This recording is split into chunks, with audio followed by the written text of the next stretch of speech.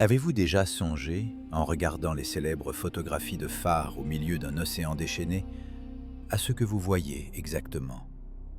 Ne vous hâtez pas de répondre que c'est le triomphe de l'esprit humain ou un monument de la pensée ingénierie du XIXe siècle. On vous a trompé. Ce qu'on nous présente comme l'exploit héroïque des constructeurs de l'époque victorienne s'avère, à un examen plus attentif, la plus éhontée falsification de l'histoire du progrès technique. Regardez le phare de la Jument, ou le célèbre Rocolle. Observez ces aiguilles de pierre solitaires qui percent le ciel, là où n'importe quelle plateforme moderne, construite avec des calculs satellitaires et des alliages de titane, serait détruite par la première tempête sérieuse. On nous dit que ces structures ont été érigées au milieu du XIXe siècle, sans hélicoptère, sans grue flottante, sans béton à prise rapide. Réfléchissez simplement à la version officielle.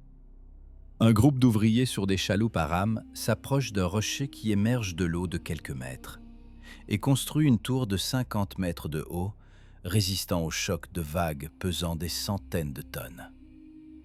Y croyez-vous sérieusement? Laissez tomber les manuels scolaires et activez la pensée critique.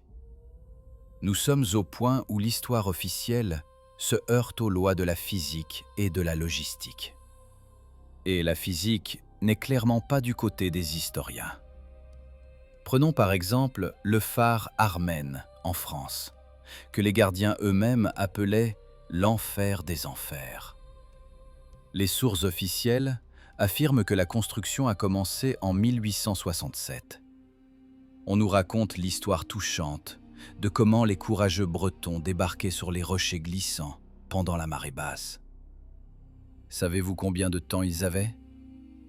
Selon les rapports officiels, la première année de construction, les ouvriers n'ont réussi à débarquer sur le rocher que 7 fois.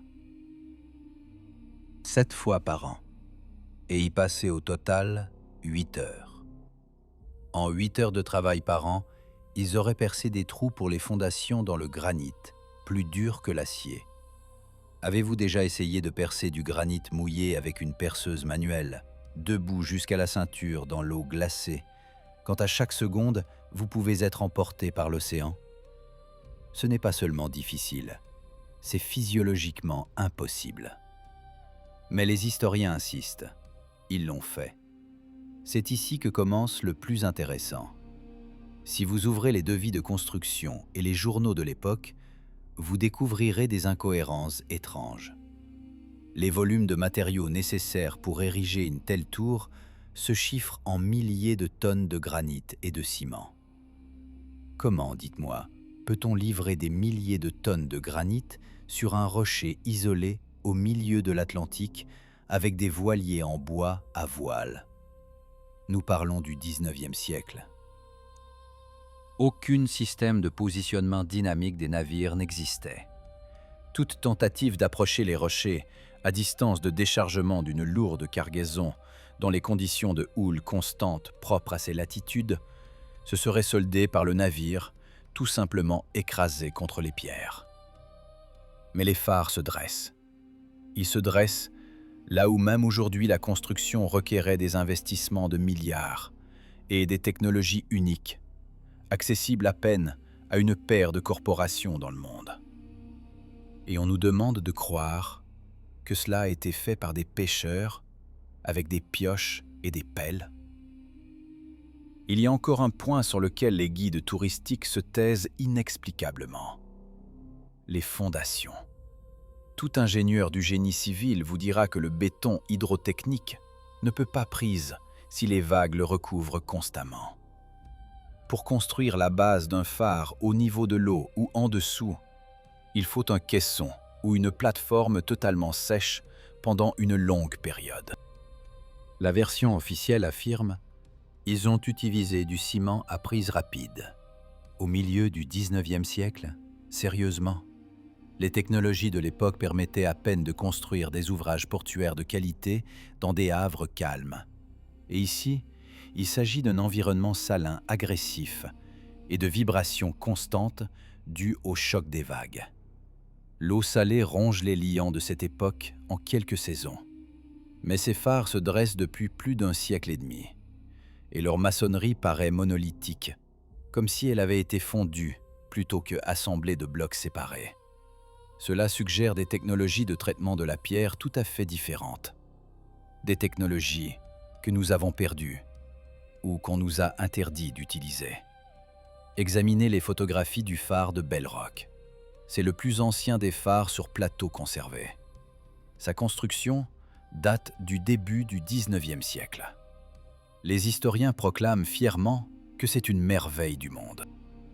Mais si l'on analyse les plans, on voit l'utilisation de joints en queue d'aronde dans les blocs de pierre. Chaque bloc pèse plus d'une tonne. Tailler un tel assemblage à la main dans le granit avec une précision de joaillier pour que l'eau ne pénètre pas dans les joints est une tâche pour une machine à commande numérique et non pour un ciseau et un marteau.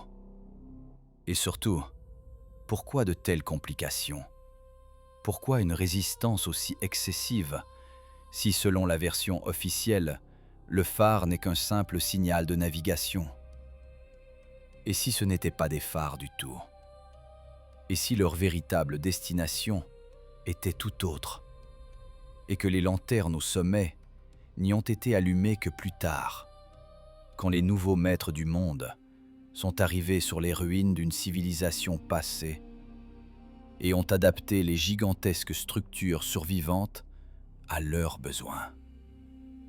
Le système nous ment non seulement sur les méthodes de construction, mais aussi sur les conditions dans lesquelles cela s'est passé. Nous approchons de la question la plus terrifiante. Pourquoi personne ne tient compte du niveau de l'océan mondial? Toutes ces constructions impossibles deviennent absolument logiques et simples si l'on admet un seul fait que la science officielle nie avec acharnement. Le fait que le niveau de l'eau était complètement différent. Imaginez que l'océan était plus bas de 50 et peut-être même de 100 mètres. Alors ces rochers n'étaient pas des pièges mortels au milieu de l'abîme, mais les sommets de collines ou de montagnes sur la terre ferme. Et on pouvait y construire tranquillement, en acheminant les matériaux par des routes qui gisent maintenant au fond de la mer. Mais admettre cela, c'est admettre qu'il y a tout récemment, dans un passé historique récent, eu une catastrophe de dimension planétaire qui a changé la carte du monde au point de la rendre méconnaissable. Une catastrophe qu'on nous cache soigneusement, en nous servant des contes de fées sur des maçons héroïques. Réfléchissez. Pourquoi tous ces phares ont une architecture si étrange? Des tours étroites, s'élargissant vers le bas, évoquant plutôt des nœuds techniques d'un gigantesque réseau énergétique que des logements pour des gardiens. À l'intérieur de ces tours, c'est exigu, inconfortable, invivable. La psyché des gens qui travaillaient sur les phares ne tenait souvent pas le coup. Pourquoi? Peut-être parce que ces structures n'étaient jamais destinées aux humains.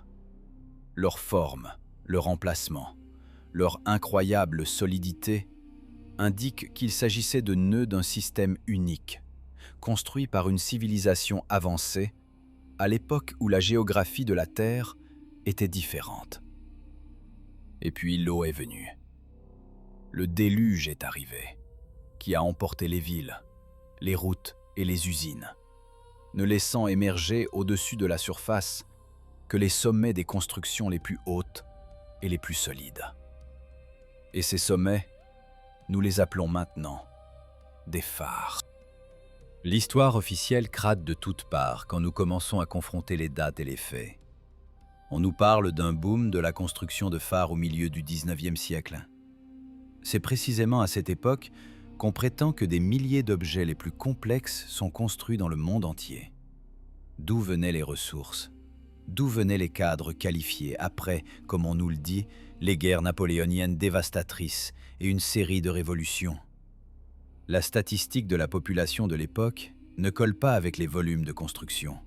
C'est un paradoxe démographique. Il y avait peu de gens, ils vivaient peu longtemps, les technologies étaient primitives, mais les villes poussaient comme des champignons, se couvrant de quais en granit et de tours cyclopéennes dans l'océan. C'est ici que se cache le piège que sent tout le monde Qui a au moins une fois essayé de construire, ne serait-ce qu'une petite maison de campagne de ses propres mains. Nous avons affaire à une appropriation. Nous sommes une civilisation de charognards qui a occupé des maisons étrangères, déterré des usines étrangères et les a nommées les siennes. Suivez les mains des historiens. Ils nous montrent des tableaux, des gravures où des vaillants ouvriers posent des pierres. Mais pourquoi sur les photographies de la même période, voyons-nous souvent des objets déjà finis, entourés d'échafaudages, mais sans les ouvriers eux-mêmes? Ou avec des gens qui ressemblent à des gueux, posant devant la grandeur qu'ils n'auraient clairement pas pu créer. C'est le schéma classique de la substitution. Créer l'illusion du processus pour cacher le résultat. Les phares ne sont que la partie émergée de l'iceberg qui sort de l'eau. Ce qui est caché sous l'épaisseur de l'océan terrifie les scientifiques modernes jusqu'au tremblement. Car si l'on descend au pied de ces rochers, on peut trouver des traces de travail de la pierre qui s'enfonce profondément dans l'abîme. Qui a travaillé les rochers à une profondeur de 50 mètres? Des plongeurs bouteilles du 19e siècle? Ou ceux qui y vivaient quand c'était encore la terre ferme? Passons des doutes généraux aux chiffres secs et impitoyables qui détruisent la version officielle plus vite qu'une vague océanique n'emporte un château de sable. Nous parlons de logistique. La logistique, c'est ce sur quoi se brisent toutes les fantaisies des historiens. Prenons pour exemple un phare maritime standard de l'époque, situé sur un rocher isolé. Le poids d'une telle structure va de 3 à 6 000 tonnes. C'est seulement la partie émergée. Ajoutez le poids des fondations, le poids de l'équipement auxiliaire et le poids des échafaudages. Nous obtenons une masse colossale de cargaison qu'il faut non seulement transporter du point A au point B, mais livrer dans des conditions où il n'y a ni quai, ni grue, ni surface plane. Les historiens affirment que le transport s'effectuait avec de petites barques à voile ou des schooners. La capacité de charge d'un tel navire au milieu du 19e siècle, en conservant la manœuvrabilité dans des eaux dangereuses, n'excédait pas 50 ou 70 tonnes. Faisons un peu de mathématiques élémentaires. Pour transporter 4000 tonnes de granit, il faudrait environ 80 voyages. Et c'est seulement la pierre. Et encore le ciment, les outils, les provisions, l'eau douce pour les ouvriers et pour mélanger le mortier. Cela fait des centaines de voyages. Dans les conditions de l'Atlantique Nord ou du golfe de Gascogne, la navigation n'est possible que 3 ou 4 mois par an, et encore avec de longues interruptions dues aux tempêtes.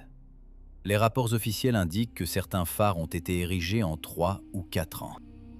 Si l'on divise le nombre de voyages nécessaires par le nombre de jours ouvrables, on obtient que chaque jour, sans jour férié ni repos, un navire devait approcher la roche, décharger et repartir. Vous imaginez le déchargement de blocs de granit de plusieurs tonnes sur une mer houleuse à 3 Beaufort? Un voilier ne peut pas simplement s'arrêter et mettre la main sur le frein à main. Il faut le maintenir en place avec un système complexe d'ancres et de câbles. Dans la zone de brisant, où l'eau bouillonne des chocs contre les rochers, la moindre erreur du barreur signifie la mort. La coque en bois du navire se fracassera en éclats contre le granit en quelques secondes. Mais on nous dit que des centaines de voyages se sont déroulés avec succès, sans perte, sans radio moderne, ni prévision météorologique. C'est une anomalie statistique. C'est impossible. Maintenant, regardez les blocs eux-mêmes. Ce ne sont pas de simples cailloux entassés. Ce sont des éléments figurés, taillés avec une précision de machine. Les ingénieurs appellent cela stéréotomie, l'art de la taille de pierre de forme complexe.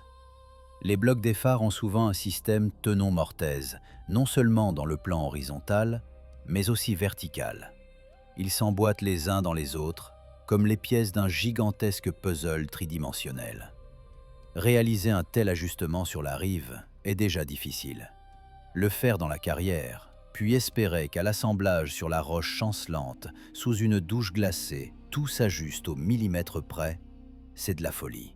Si un seul bloc présente un écart de quelques millimètres, toute la structure se déformera. Et poncer du granit avec un râpe suspendu à une corde au-dessus de l'abîme est une tâche sans avenir. D'où la conclusion, soit ces blocs étaient moulés sur place en utilisant des technologies de béton géopolymère dont le secret nous est caché, soit, ce qui est plus probable, personne n'a rien construit. Ces tours se dressaient déjà là. Elles se dressaient depuis des milliers d'années. Et les constructeurs du XIXe siècle se contentaient simplement de les réparer, de les nettoyer et d'installer leurs lanternes à huile primitives au sommet d'un appareil ancien et haute technologie. Notez l'absence de chantier de construction. Où vivaient les ouvriers? Sur la roche de Rocolle, par exemple, il n'y a tout simplement pas d'endroit pour planter une tente. Il n'y a pas de surface plane. On nous raconte des histoires selon lesquelles les ouvriers vivaient sur des navires ancrés non loin. Mais tout marin vous dira que rester à l'ancre dans l'océan ouvert près des rochers est un suicide. La nuit, le vent peut tourner et le navire sera jeté sur les pierres. Donc, les navires devaient repartir au port chaque soir. C'est des heures de trajet, aller-retour. Quand travaillait-il donc? Il en résulte qu'il n'avait que 2 heures par jour. Avec un tel rythme, la construction du phare de la Jument aurait pris non pas 5 ans, mais 50. Il y a encore un détail qui trahit la falsification de manière flagrante. Ce sont les grues. Sur les anciennes gravures, on nous dessine des grues en bois fixées directement sur la roche. Mais pour fixer une grue capable de soulever un bloc de 2 tonnes, il faut d'abord construire un soubassement pour cette grue. Et pour construire le soubassement, il faut livrer les matériaux. C'est un cercle vicieux. Sans grue, on ne peut pas construire la grue. Les hélicoptères modernes résolvent ce problème en 1 heure. Mais à l'époque, il n'y avait pas d'hélicoptère. Comment ont-ils soulevé la première poutre? Comment ont-ils fixé le treuil sur une pierre lisse, battue par les vagues? La physique du levier est impitoyable. Pour soulever une charge à l'extrémité de la flèche, il faut un contrepoids ou un ancrage puissant.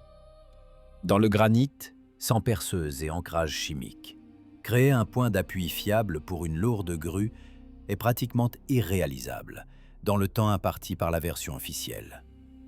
Et n'oublions pas le facteur humain. Qui étaient ces gens?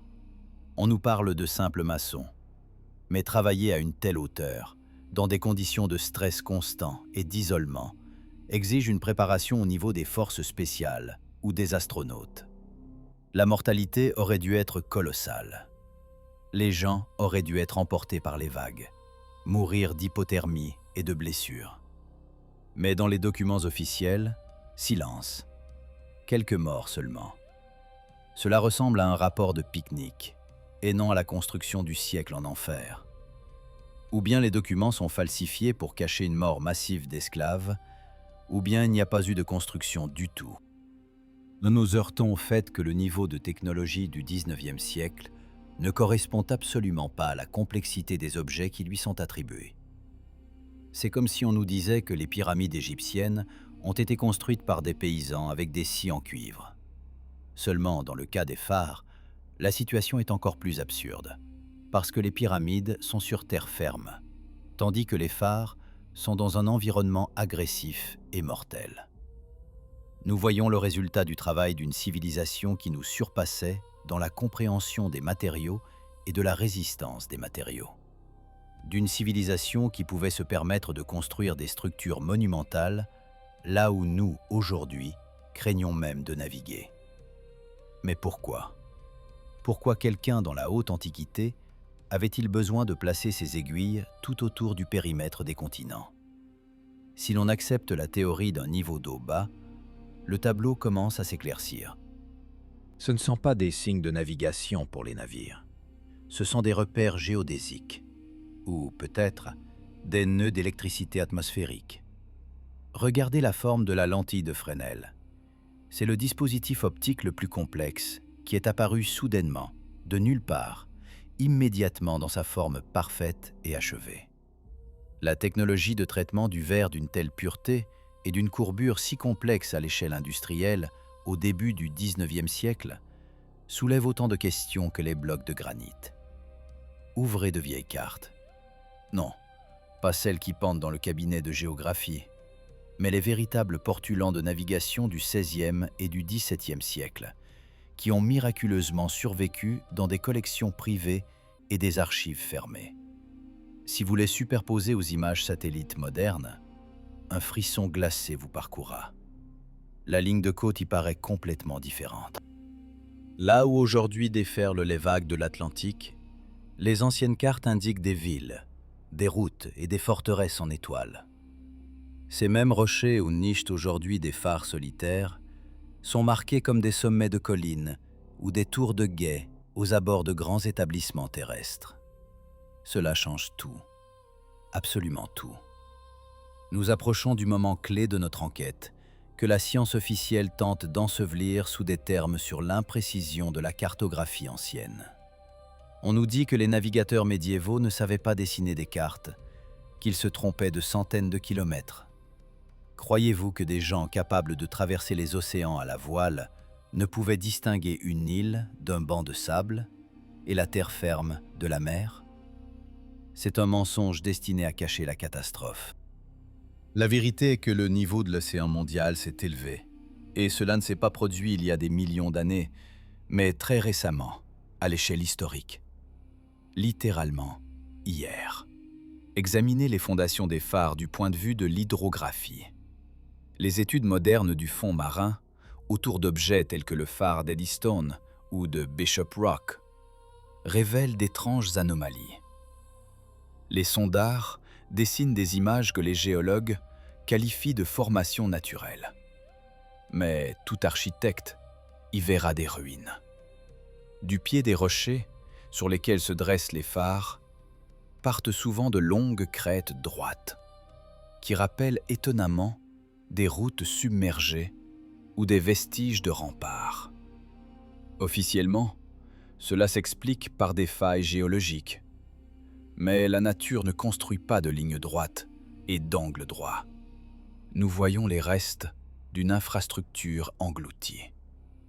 Maintenant, imaginez la situation du XIXe siècle. Le monde vient de subir quelque chose d'horrible.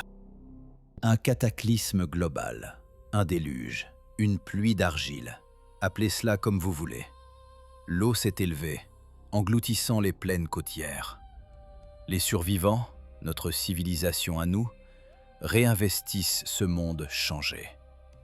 Ils prennent la mer et voient émerger de l'eau les sommets de gigantesques structures anciennes. Des tours qui étaient autrefois partie des fortifications urbaines ou d'un réseau énergétique d'une ère passée et qui sont maintenant devenues des îles. Que font les nouveaux maîtres de la vie? Ils ne les construisent pas de zéro. Ils n'en ont ni la force, ni la technologie, ni les ressources. Ils se contentent simplement d'approcher les tours survivantes, d'effectuer un entretien cosmétique, de placer une plaque construite en telle année 18 et de s'attribuer les mérites des anciens architectes. C'est précisément cela qui explique l'absence de documentation de construction normale et les bizarreries dans les datations. Souvent, les dates de début de construction diffèrent de décennies selon les sources. Pourquoi? Parce que ce n'étaient pas des dates de construction, mais des dates de découverte et de déconservation de l'objet. Les photographies qu'on nous présente comme le processus de construction montrent le plus souvent une tour déjà finie, entourée d'échafaudages. Où est la fouille? Où est le processus de pose des fondations? Il n'existe pas, parce que les fondations descendent sur des dizaines de mètres sous l'eau, là où il y avait autrefois une terre ferme. Les ouvriers sur les photos se contentent de nettoyer la façade et de monter des escaliers. Ils ressemblent à des fourmis, rampant sur le squelette d'un dinosaure. Parlons des matériaux. Le granit dont sont faits les phares diffère souvent de composition de la roche de la falaise sur laquelle il repose. Les géologues baissent pudiquement les yeux quand on leur demande comment cela est possible. Si le phare a été construit avec de la pierre locale, pourquoi est-elle différente?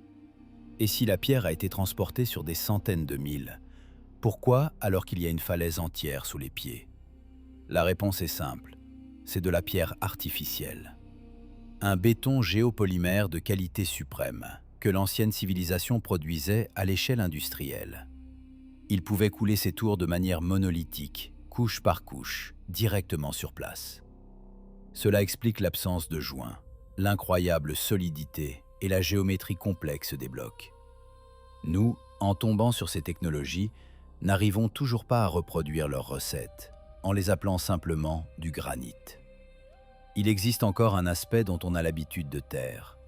C'est la bathymétrie, la carte des profondeurs. Si vous étudiez attentivement les cartes marines autour des phares célèbres, vous découvrirez que beaucoup d'entre eux se dressent au bord d'immenses plateaux sous-marins. Ce sont d'anciens plateaux continentaux qui étaient des terres avant le déluge. Les phares marquaient les frontières de ces terres.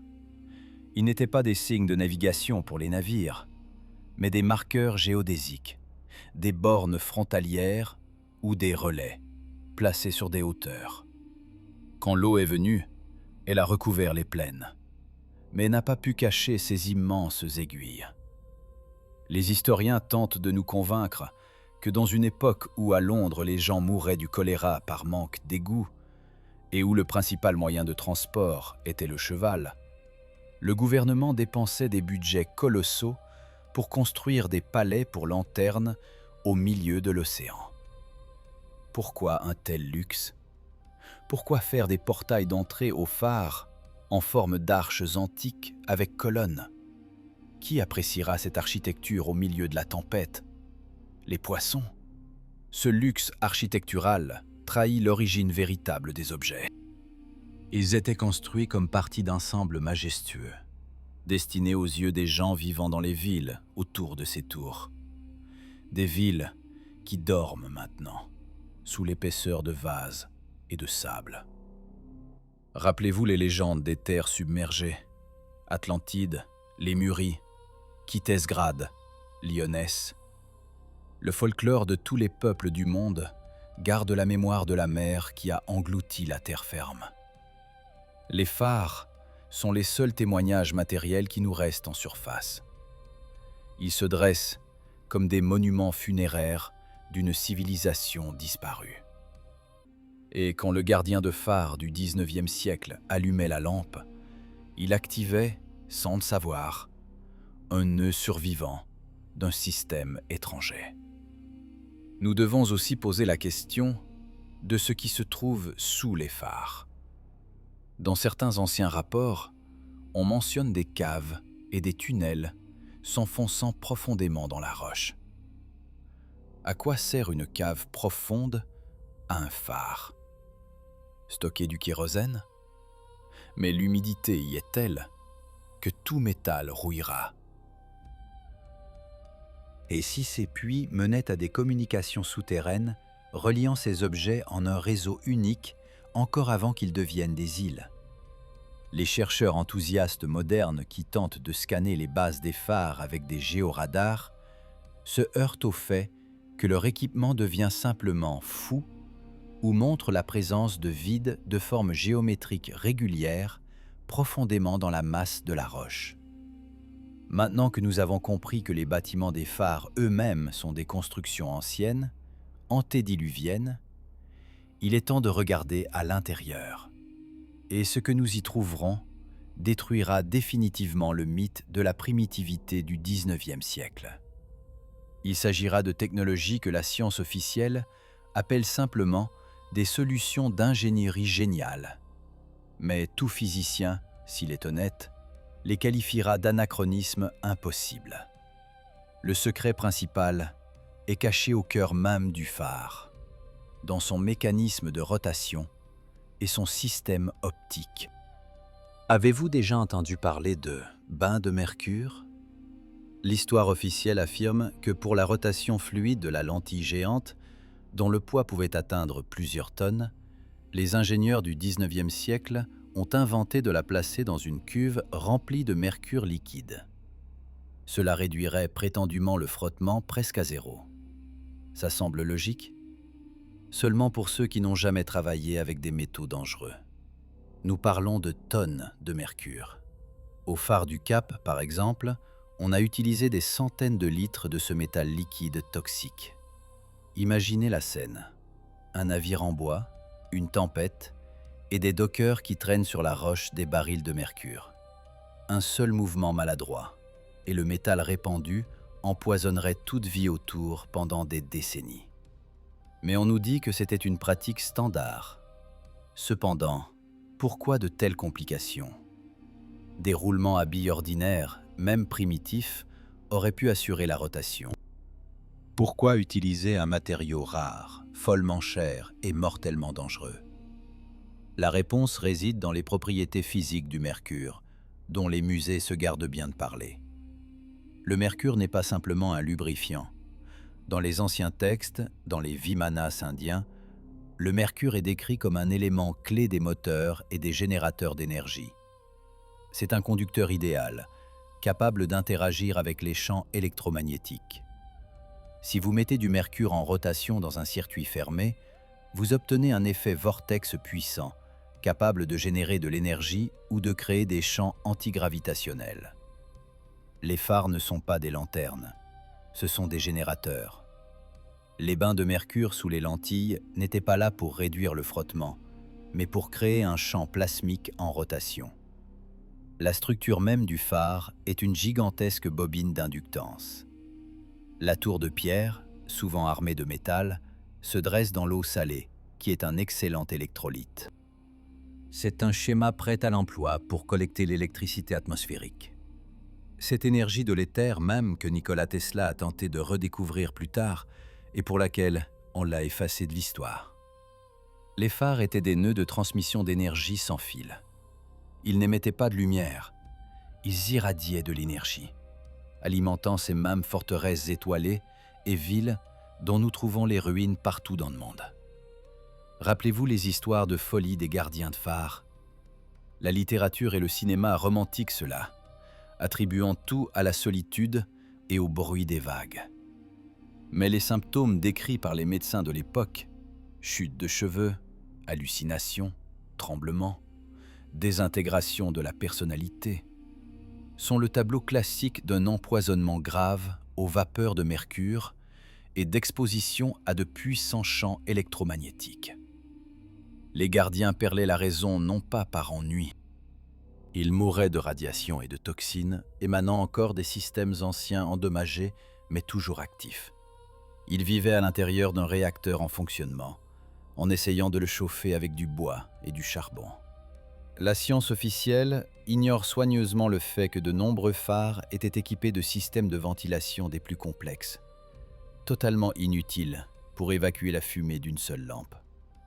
Ces systèmes étaient destinés au refroidissement des installations de puissance. Les puits traversant tout le corps du phare fonctionnaient comme des guides d'ondes. Si vous entrez dans un vieux phare et regardez vers le haut, vous vous sentirez comme à l'intérieur d'un tuyau d'orgue. C'est un résonateur acoustique et vibratoire. Le son et la vibration jouaient un rôle clé dans le fonctionnement de ces stations. Peut-être étaient-elles utilisées pour harmoniser l'espace, contrôler la météo, ou même pour une communication à longue distance basée non pas sur les ondes radio, mais sur la résonance de la planète elle-même. Nous vivons sur les ruines d'un monde qui était d'un ordre de grandeur plus complexe que le nôtre. Nous marchons sur leurs routes, vivons dans leurs maisons réaménagées et regardons leurs pylônes, les appelant des phares. Mais la vérité perce au grand jour. La mercure dans les caves, l'optique impossible, les blocs de granit emboîtés comme des tenons mortaises, tout cela est des preuves impossibles à cacher. Le 19e siècle, qu'on nous dépeint comme l'époque de la vapeur et du progrès, était en réalité une époque de pillage et d'inventaire. Ceux qui ont pris le pouvoir après la catastrophe, appelons-les les nouveaux gestionnaires, s'occupaient à déterrer les villes survivantes, Nous connaissons cela comme des premiers étages enterrés, à restaurer les chemins de fer et à adapter à leurs besoins primitifs des mécanismes qu'ils ne comprenaient pas. Les phares sont les témoignages les plus visibles, les plus évidents de ce processus. Il était impossible de les cacher ou de les démolir. Ils étaient trop monumentaux. Donc, on s'est contenté de les renommer. L'effet Mandela en action. On nous a changé le passé pour contrôler le futur. Nous vivons dans une réalité de culte du cargo total. Nous regardons l'architecture de l'Antiquité, les cathédrales qui fonctionnent comme des résonateurs, les forteresses étoilées, et pensons que c'est simplement beau. Nous sommes des enfants qui ont trouvé un smartphone et s'en servent pour casser des noix. L'histoire officielle nous transforme en idiots qui croient que les plus grands édifices de la planète étaient construits pour l'extase religieuse ou, comme dans le cas des phares, pour sauver quelques barques de pêcheurs. On nous a inculqué un complexe d'infériorité vis-à-vis des ancêtres, mais en même temps caché leur véritable grandeur en réduisant tout au ciseau et au marteau. Pensez à ce qui est encore caché sous l'eau. Si les phares se dressent au sommet de montagnes submergées, cela signifie qu'en bas, sur le plateau continental, gisent des mégapoles entières. L'océanographie n'est pas l'une des sciences les plus secrètes pour rien. On ne nous permet pas de savoir que le fond des océans est parsemé de ruines, de routes et de pyramides. Les phares ne sont que les périscopes de ce monde gigantesque et caché. Ils continuent de se dresser, comme des sentinelles, attendant le moment où l'eau se retirera à nouveau, ou où les humains se réveilleront enfin et comprendront comment actionner l'interrupteur.